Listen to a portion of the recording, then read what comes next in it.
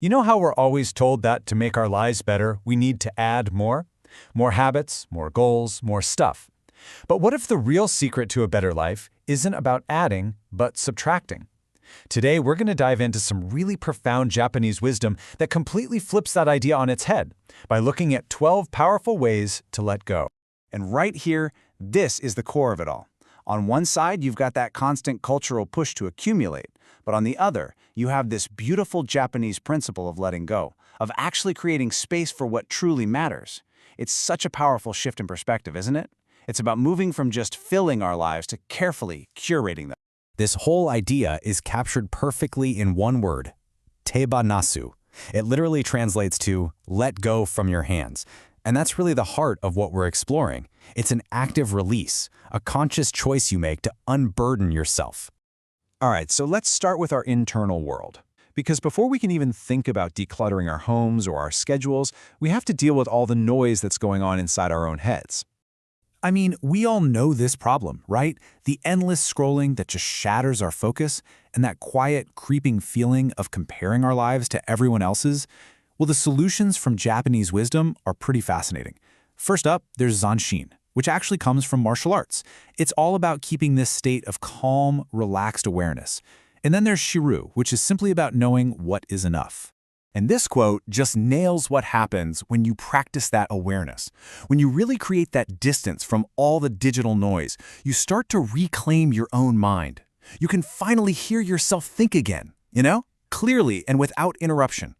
It's about getting back that ability to just sit with yourself in total, comfortable silence. Which brings us to this next idea, Chico Goitso. And just think about this for a second. How many of us have shelves packed with self-help books we've read, but never actually applied?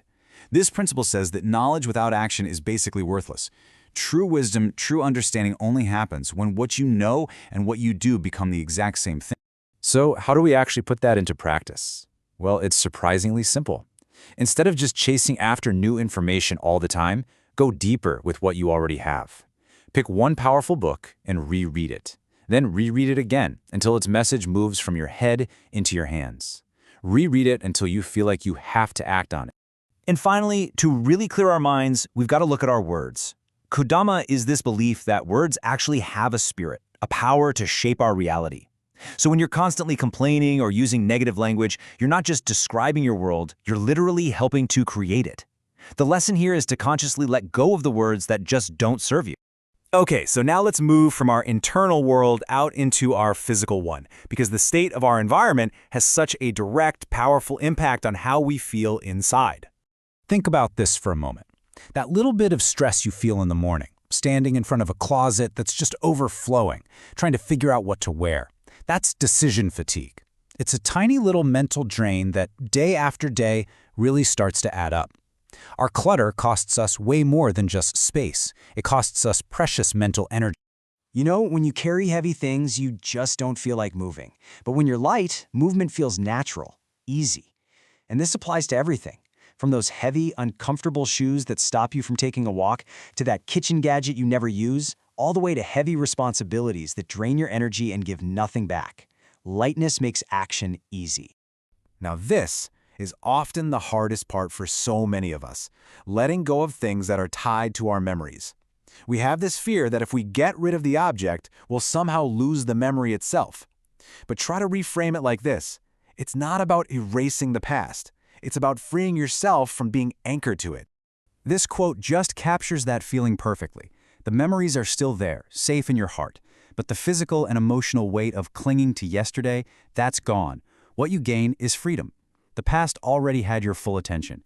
Now is the only time that truly needs you. So for our final section, we're going to look at our most precious, non-renewable resources, our time and our energy. And these are so often drained by things we can't even see. This is one of my absolute favorite concepts, Yohaku. In traditional Japanese ink paintings, the empty white space on the paper is just as important as the brushstrokes themselves. It gives your eye a place to rest, and it gives your imagination room to breathe. Your schedule needs this too.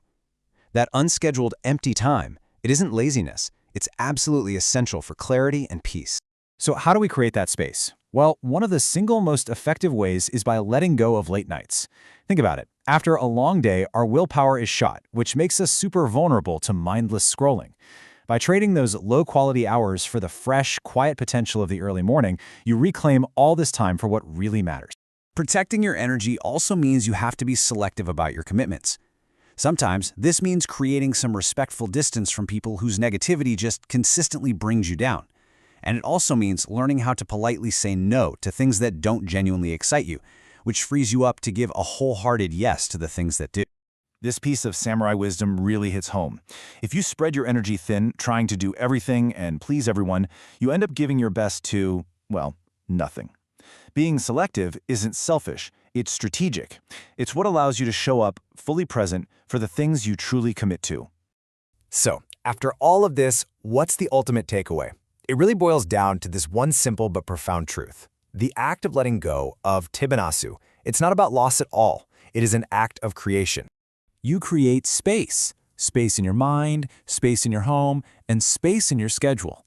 And into that brand new space, you can finally invite what truly matters. Things like peace, clarity, purpose, and joy. So, I'll leave you with this question. As you start thinking about the future, don't just think about what you want to add to your life. Think about what you're willing to release. What is the one thing you can let go of to make space for an even better life?